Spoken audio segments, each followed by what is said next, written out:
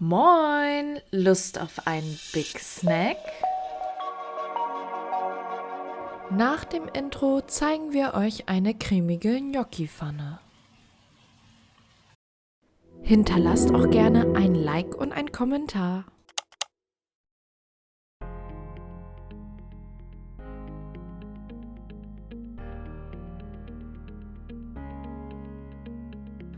Zu Beginn schneiden wir die Knoblauchzehen in feine Stücke.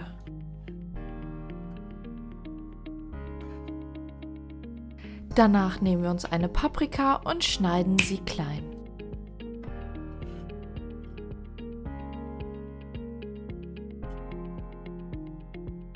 Nun nehmen wir uns die Tomaten und vierteln diese.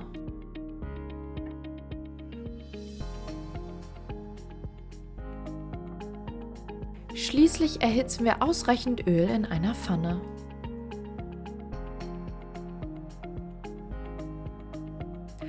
Dann braten wir den Knoblauch an und geben anschließend unser Gemüse dazu.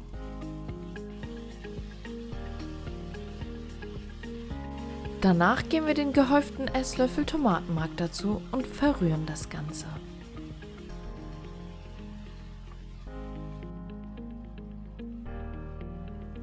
Schließlich geben wir die Gnocchi dazu.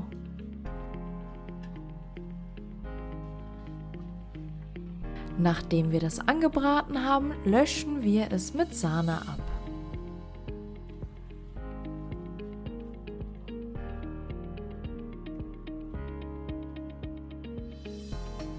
Gewürzt wird das Ganze mit ordentlich Salz und Pfeffer.